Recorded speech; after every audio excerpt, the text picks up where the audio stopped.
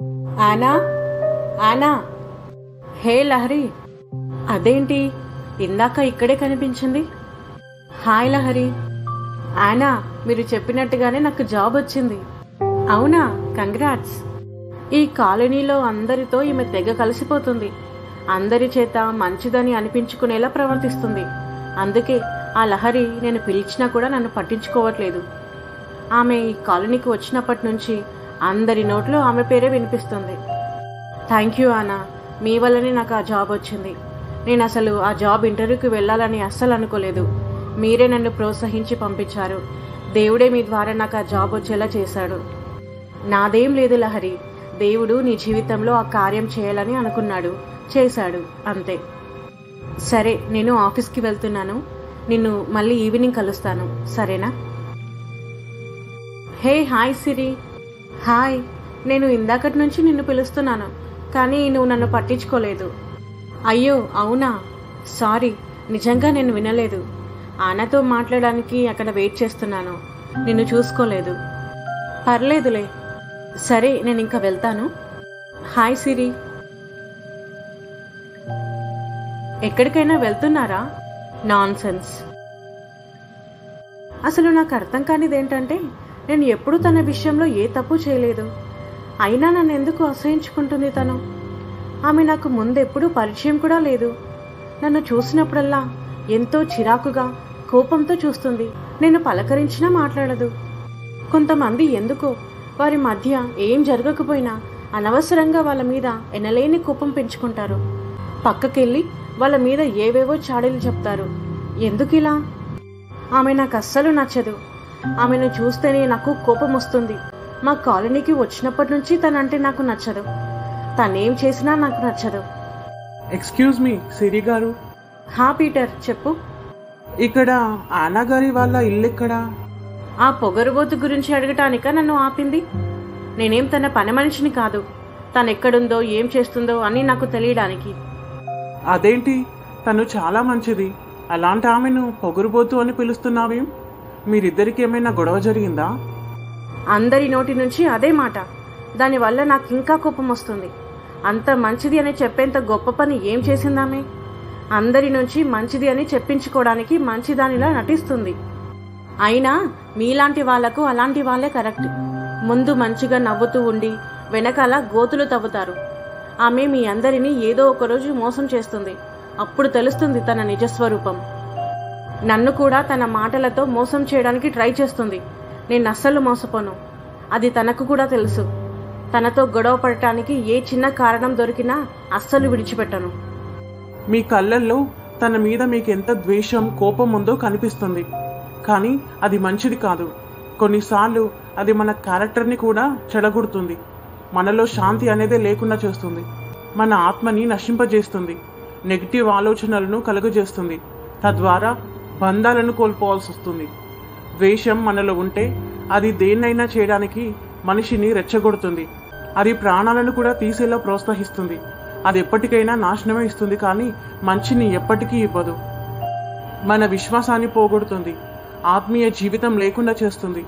మనల్ని ఒక చీకటి గదిలో ఉండేలా చేస్తుంది. ఒంటరితనానికి అలవాటు పడేలా చేస్తుంది. 1 యోహాను 2:9. వెలుగులో ఉన్నానని చెప్పుకొనుచు తన సహోదరుని ద్వేషించువాడు ఇప్పటి వరకును చీకటిలోనే ఉన్నాడు. తన సహోదరుని ప్రేమించువాడు వెలుగులో ఉన్నవాడు. అతని యందు అభ్యంతర కారణం ఏదీ లేదు. తన సహోదరుని ద్వేషించువాడు చీకటిలో ఉండి చీకటిలో నడుచుచున్నాడు. చీకటి అతని కన్నులకు గుడ్డితనము కలుగజేసెను గనుక తానెక్కడికి పోవచ్చున్నాడో అతనికి తెలియదు. 1 యోహాను 1:6. ఆయనతో కూడా సహవాసము గలవారమని చెప్పుకొని చీకటిలో నడిచిన ఎడల మనం అబద్ధమాడుచు సత్యమును జరిగింపకుందుము. ద్వేషించడం అనేది ఒక వ్యాధి లాంటిది. కాబట్టి దాన్ని మీ నుంచి దూరం చేయండి. దానివల్ల ఎన్నో ఘోరాలు జరగకుండా మిమ్మల్ని మీరు కాపాడుకున్నట్లు అవుతుంది. మీలో ప్రేమను, క్షమించే సానుభూతిని పెంచుకోండి. మీకు తనని కలవాలని ఉంటే వెళ్ళి కలవండి. అంతేకాని నన్ను ఆపి ఇలా నా టైం వేస్ట్ చేస్తూ నన్ను ఇబ్బంది పెట్టకండి. హాయ్ సిరి. నీకెన్నిసార్లు చెప్పాను నన్ను పలకరించొద్దని? నీకొక్కసారి చెప్తే అర్థం కాదా? నోటితో చెప్తే నీకు అర్థం కాదనుకుంటాను. ఏంటి అలా చూస్తున్నావు? కొడతామా? ఏది కొట్టు. నువ్వో నేనో తేలిపోవాలి ఈరోజు.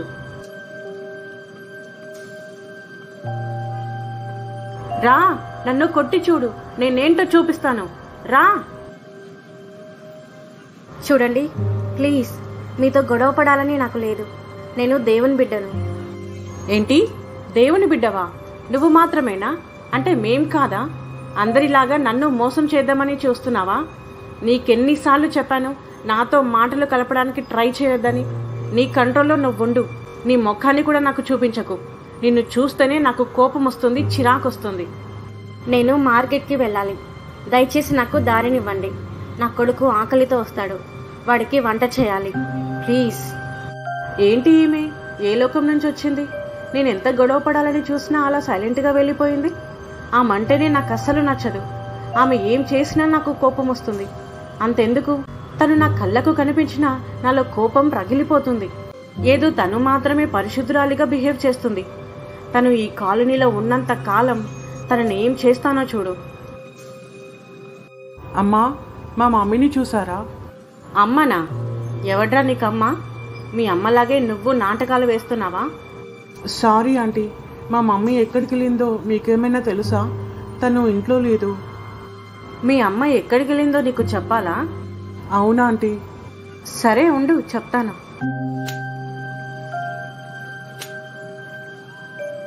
ఇప్పుడు అర్థమైందా మీ అమ్మ ఎక్కడికి వెళ్ళిందో? నేను నీకు మీ అమ్మలా కనిపిస్తున్నానా? నన్ను క్వశ్చన్ చేస్తున్నా? ఇదేనా మీ అమ్మ నీకు నేర్పించిన పద్ధతి? నిన్నేం అనలేనులే, ఎందుకంటే చెట్టు ఎలాంటిదో దాని కాయ కూడా అలాంటిదే ఉంటుంది. మంచిది, ఇంకా ఏడు. మీ అమ్మ వచ్చాక నేనేం చేశానో చెప్పు. అప్పుడు ఎలా రియాక్ట్ అవుతుందో నేను చూస్తాను.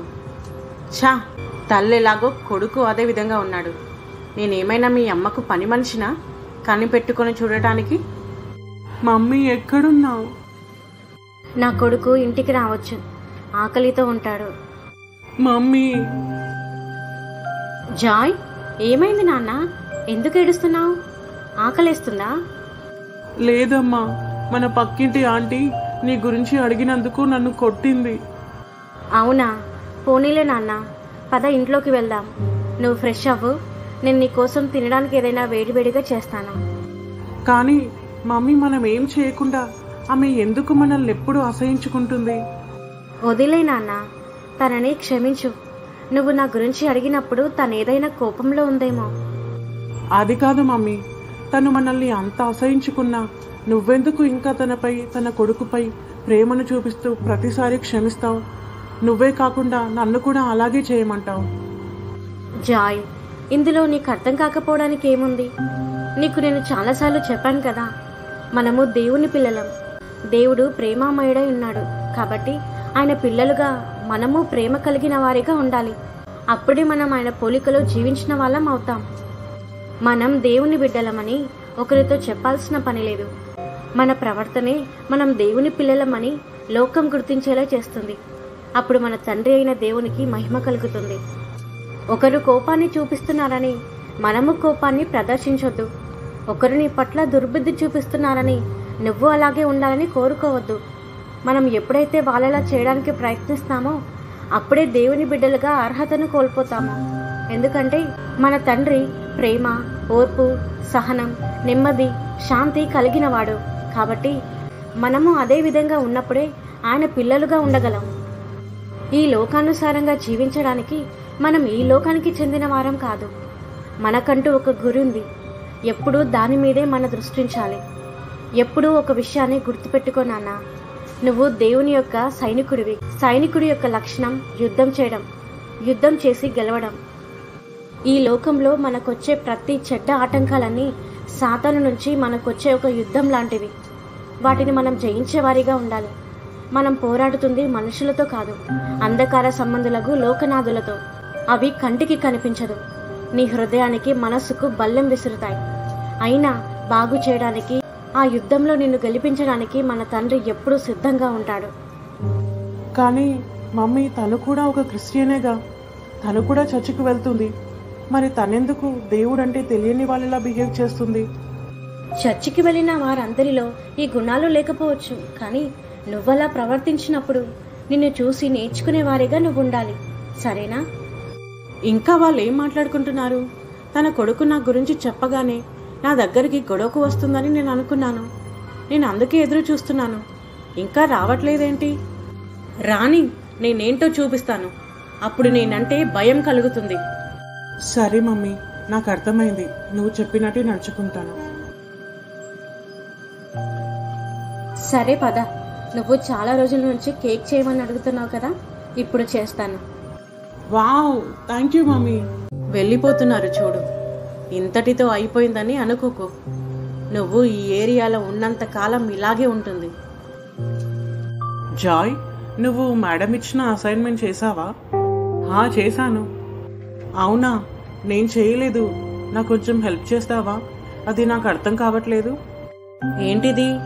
మా పాల్ వాడితో ఉన్నాడు. మా అమ్మా, నేను నీకెన్నిసార్లు చెప్పాను ఆ పొగరుబోతు దాని కొడుకుతో కలవద్దని? నేను జోక్ చేస్తున్నానని అనుకున్నావా? చూడు, ఇంకోసారి నువ్వు వాడితో కనిపించావో నిన్ను పిచ్చి పిచ్చిగా కొడతాను. అర్థమైందా? కానీ అమ్మా, తను నా క్లాస్మేట్. అది నాకు అనవసరం. వాడికి దూరంగా ఉండు అంతే, లేదా నీ స్కూల్ మారుస్తాను. ఇంకా వెళ్ళు లోపలికి. ఇంకా నువ్వు విను, మీ అమ్మకి ఆల్రెడీ మాకు దూరంగా ఉండమని వార్నింగ్ ఇచ్చాను. ఇప్పుడు నీకు చెప్తున్నాను, నా కొడుకుకు దూరంగా ఉండు. మళ్ళీ నిన్ను వాడితో చూశాను, మొన్న కొట్టిన దానికంటే డబల్ పడతాయి. అర్థమైందా? సరే ఆంటీ. ఏంటిది? కారు ఇలా సడన్ గా మధ్యలోనే ఆగిపోయింది.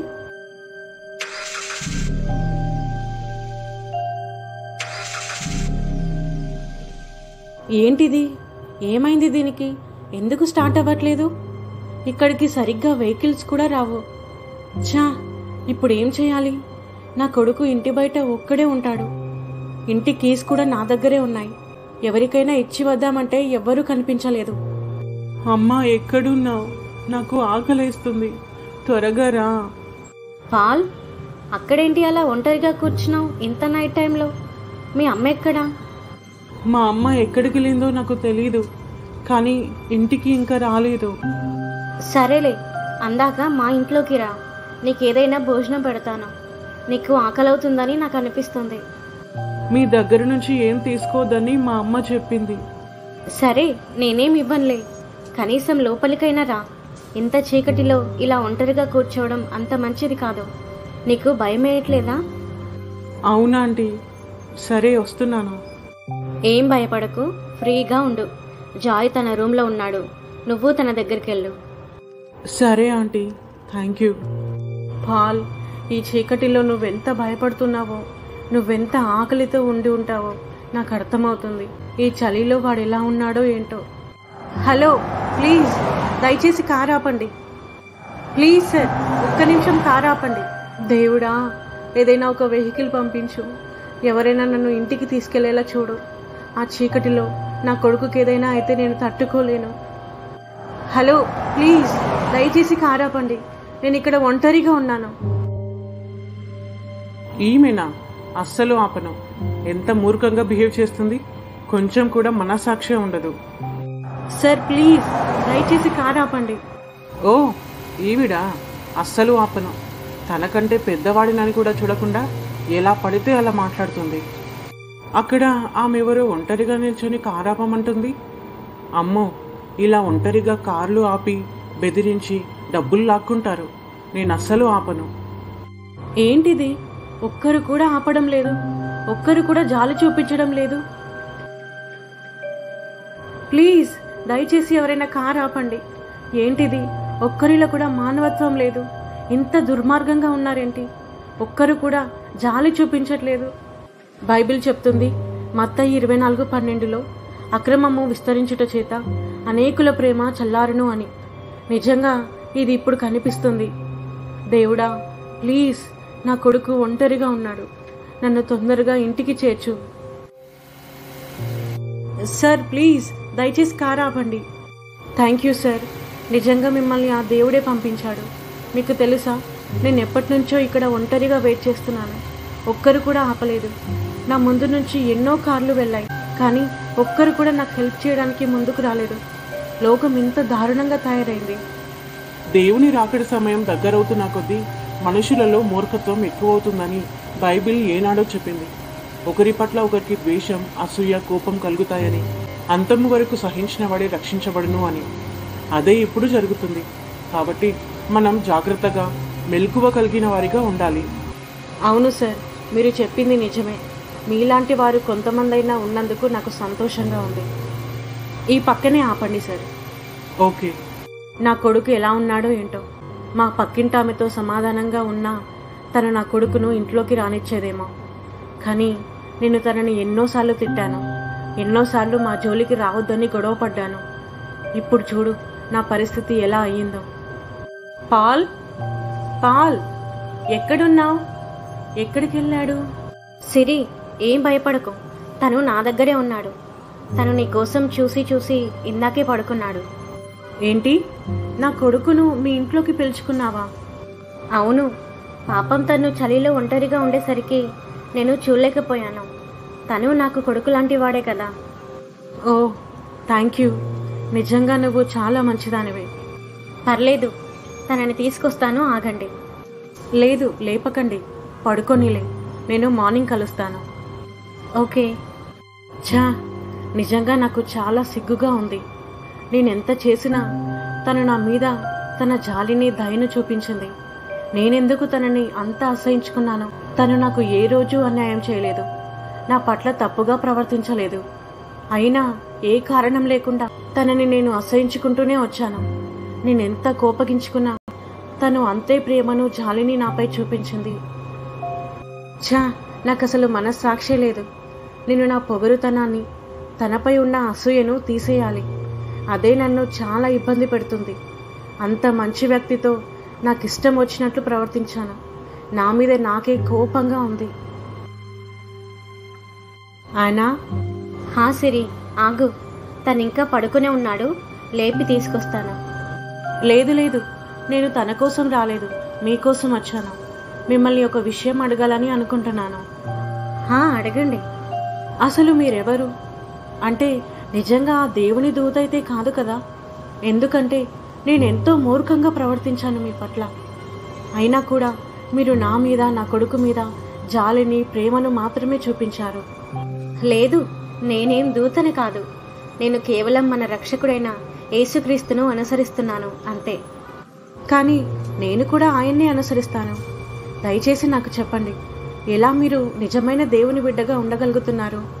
దేవుని లాంటి ప్రేమ కలిగిన వారు అసలు ఈ లోకంలో ఉండరని నేను అనుకున్నాను. నేను క్రిస్టియన్ని, మరి నేనెందుకు మీలా లేను? మీరు కూడా ఉండొచ్చు, ఎప్పుడైతే మీ హృదయం నిండా దేవుని ప్రేమతో నింపుతారో. మీరు చూసినట్లయితే దేవుడు ప్రేమామయుడై ఉన్నాడని బైబిల్ చెప్తుంది. 1 యోహాను 4:8-16. దేవుడు ప్రేమాస్వరూపి, ప్రేమ లేనివాడు దేవుని ఎరుగడు.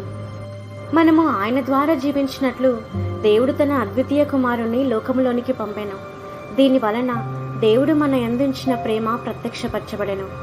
మనము దేవుని ప్రేమించితమని కాదు, తానే మనలను ప్రేమించి మన పాపములకు ప్రాయచిత్తమైనటకు తన కుమారుని పంపెను. ఇందులో ప్రేమ ఉన్నది. ప్రియులారా, దేవుడు మనలను ఇలాగూ ప్రేమింపగా మనం ఒకరినొకడు ప్రేమింపబద్ధులమై ఉన్నాము.